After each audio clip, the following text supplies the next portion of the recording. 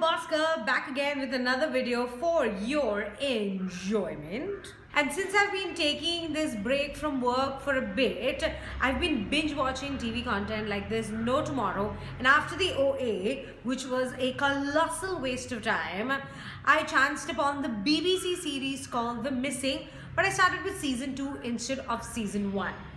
And oh my god, I am in awe and love. So The Missing is a British drama. It's a BBC drama which over its 2 seasons, there are 2 individual stories which involves a victim being kidnapped over a long period of time. So it's like a kidnapping incident over a long period of time, like a cold case being reopened and its investigation throughout the episodes. So the premise of season 2 is this. A girl called Alice Webster is kidnapped from a small town in Germany called Eckerhausen and comes back after being held in captivity for 11 years. How they deal with it mentally, the parties involved, and of course the solving of the case is what makes Missing 2 a very, very good show to watch. And if you haven't seen it yet, here are 5 reasons why you need to watch The Missing 2 right now. Number 1, the story. I mean, mysteries to bante hain. There are lots of thrillers and lots of kidnapping stories that are made. A million of these come out every year, but very few come close to the nail-biting suspense felt throughout the series. And each episode is 60 minutes, by the way, that is felt in The Missing. This is not a case of the butler did it. There's a lot of emotion which rightfully plays its part in the series. A detective who's made a promise to the victim's family to find their daughter.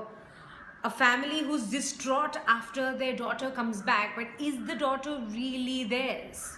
Extreme Stockholm Syndrome. A crazy perverted man who kidnaps women and keeps them in captivity only to think of them as his family. A family's emotional breakdown to know that their kid has come back after 11 years, but is the kid really theirs? The struggling with that suspense all the time. And a war bond that makes the best of men to the most horrible acts ever. So many intertwining emotions and facets of the characters that make perfect sense and are equally essential to the running of the series. Number 2, the cast. Now there's a reason why series like Game of Thrones or The Crown look and feel the way they do and resonate with you is because every small part, right down to the maid who pours the glass of water for the protagonist, will be made for that part. The casting team does a fantastic job.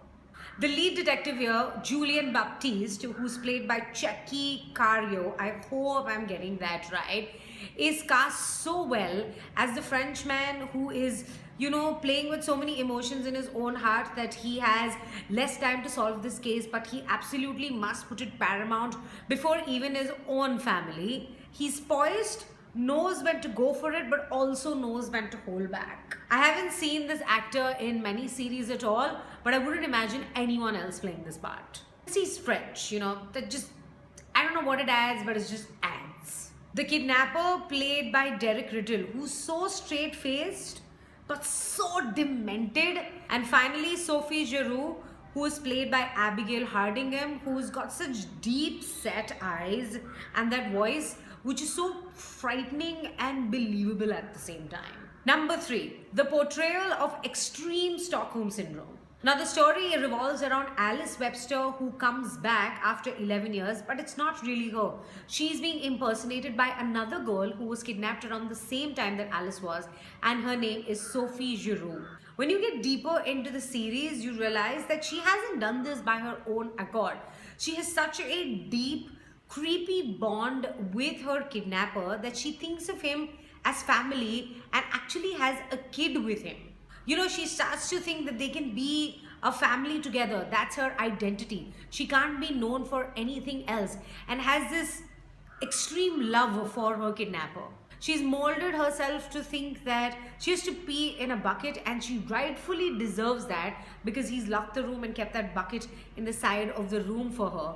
But without her kidnapper, she's nothing.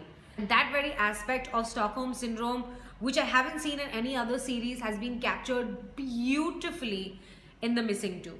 Number 4, the side characters. Every show has this lovable sidekick. Well, not necessarily lovable, but he's sort of the reason why the characters sort of come together. He's not given enough focus to be the main guy, but you can't discount him in the series. In The Missing, my favorite is Jon Langhart, the officer who helps Julian Baptiste when he needs, even though he's not part of the investigation, is not given access to information. He's the reason why the third girl is found. He's the reason why the traffic cams are found. He's the reason for the anecdote Hilda speaks. Everyone in the series comes to depend on him. He's also killed off, maybe say, I think the 6th episode, but the series would not be complete without him. Number 5, the women. The emotional drama between the front 2 women, that is Alice Webster's mother Gemma and the military officer Eve Stone, is something that I have never seen in another series before. Now, Eve is having an affair with Gemma's husband, but Gemma is more concerned about Eve as a woman and dismisses her husband's crazy behavior but does not get mad on Eve. Eve, on the other hand, knows to have the affair is completely wrong morally and on every other level, but she still helps out the mother Gemma on her case. Eve also accidentally gets pregnant, but when Gemma does come to know about it, there's this one line that she says, "It's okay to be selfish and think about yourselves." She tells Eve to have the baby and not think about anybody else. Now that moment right there, I don't know if that's maturity as dealing with a horrible situation or compassion towards another woman. That is the scene that did it for me. Compassion for the other woman and getting along with her is something that I've only seen in comedies and not in serious dramas such as these. So those are my 5 reasons to watch The Missing Season 2. It's currently, I think, going on Star World HD, but you can also stream it online. I generally use yesmovies.to to stream all my stuff that's not available on Netflix, Amazon or Hotstar.